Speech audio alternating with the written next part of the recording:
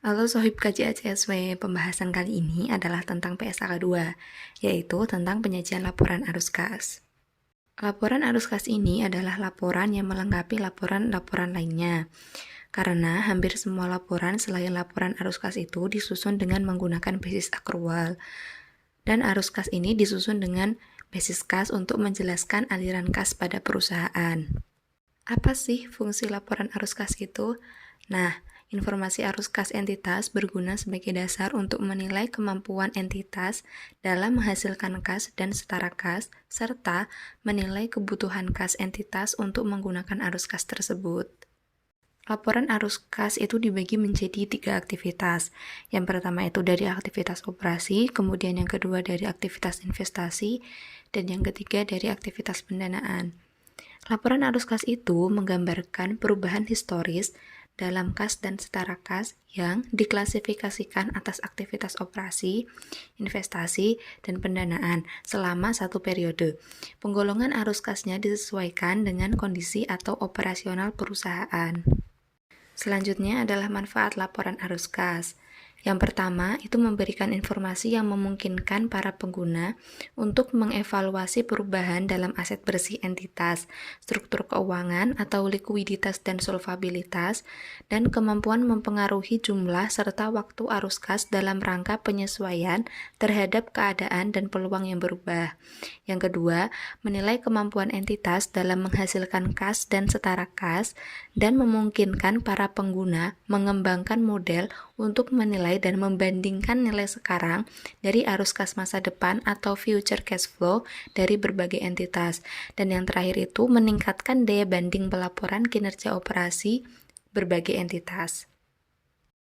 Selanjutnya adalah kas dan setara kas. Dalam laporan arus kas memang menjelaskan tentang kas dan setara kas. Apa sajakah yang termasuk dalam komponen kas dan setara kas itu? Nah, komponen kas dan setara kas itu yang pertama, kas adalah saldo kas atau cash on hand dan rekening giro atau cash in bank. Yang kedua, setara kas atau cash equivalent adalah investasi yang sifatnya sangat liquid, berjangka pendek, dan yang dengan cepat dapat dijadikan kas dalam jumlah yang dapat ditentukan dan memiliki resiko perubahan nilai yang tidak signifikan. Contohnya, investasi segera jatuh tempo 3 bulan atau kurang. Kemudian, saham tidak termasuk kecuali preferen yang jatuh temponya telah ditentukan. Dan cerukan atau bank overdraft, termasuk dalam kas atau setara kas. Sebagai catatan, arus kas tidak termasuk mutasi antara pos-pos yang termasuk kas atau setara kas. Misal, kita narik uang dari bank ke cash on hand, berarti itu hanya transfer antara rekening kas, jadi dia tidak termasuk dalam transaksi yang dimaksudkan dalam laporan arus kas. Selanjutnya, penyajian laporan arus kas. Yang pertama, laporan arus kas melaporkan arus kas selama periode tertentu dan diklasifikasikan menurut aktivitas operasi, investasi, dan pendanaan. Yang kedua, penyajian aktivitas tersebut dengan cara yang paling sesuai. Dan yang ketiga, suatu transaksi tunggal dapat diidentifikasikan ke dalam lebih dari satu aktivitas. Misal, pelunasan pinjaman dan bunga. Pelunasan pinjaman biasanya dimasukkan ke dalam aktivitas pendanaan, namun bunga dimasukkan ke aktivitas operasi karena hasil pendanaan digunakan untuk operasi, sehingga bunga dianggap arus kas dari operasi. Contoh transaksi arus kas dari aktivitas operasi. Yang pertama untuk kas masuk atau inflows itu ada penerimaan dari penjualan barang atau jasa, royalti, pendapatan lain. Kemudian ada penerimaan dari pendapatan sewa, restitusi pajak, dan yang terakhir itu ada penerimaan dari pemberian untuk bank dan penjualan sekuritas dari perusahaan efek dan lain-lain.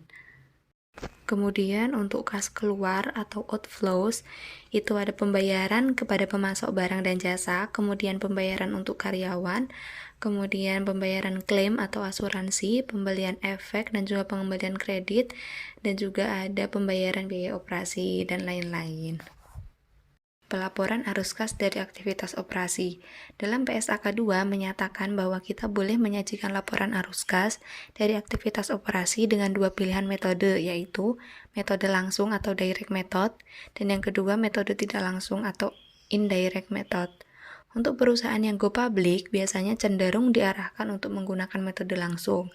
Namun untuk perusahaan yang tidak go public, mereka memiliki pilihan satu lagi, yaitu metode tidak langsung. Lalu apa bedanya? Bedanya adalah direct method langsung memberikan informasi kas masuknya dari mana dan kas keluarnya kemana saja.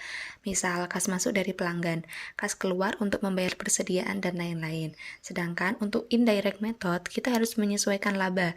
Kita ambil laba dari laporan laba rugi, kemudian kita sesuaikan dengan transaksi-transaksi yang tidak ada kasnya. Mengapa demikian? Karena ini laporan arus kas. Berarti transaksi yang tidak mengandung kas kita keluarkan dari laba, maka akan memperoleh hasil yang sama antara metode langsung dan tidak langsung. Contoh transaksi arus kas aktivitas investasi. Untuk kas masuk atau inflows itu ada penerimaan penjualan aset tetap, aset tidak berwujud, dan aset jangka panjang lain. Penerimaan kas dari kontak future atau forward, future untuk pendanaan, kemudian ada penerimaan penjualan instrumen utang atau kas atau setelah diperdagangkan, dan yang terakhir ada penerimaan kas dari pelunasan uang muka dan pinjaman dari pihak lain, dan lain sebagainya. Untuk yang kas keluar atau outflows itu ada pembayaran kas untuk membeli aset tidak tetap, aset tidak berwujud, biaya pengembangan dikapitalisasi, kemudian ada pembayaran kas dari kontak future, forward, swap untuk aktivitas pendanaan, dan juga ada pembayaran untuk pembeli instrumen utang atau ekuitas, ventura selain untuk diperdagangkan, dan lain sebagainya.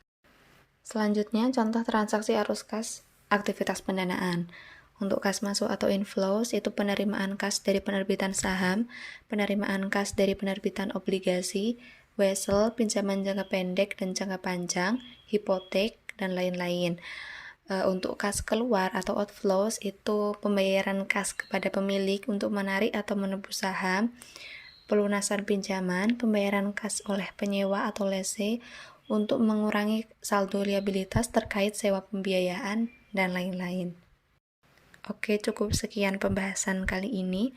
Semoga bermanfaat dan juga semoga membantu.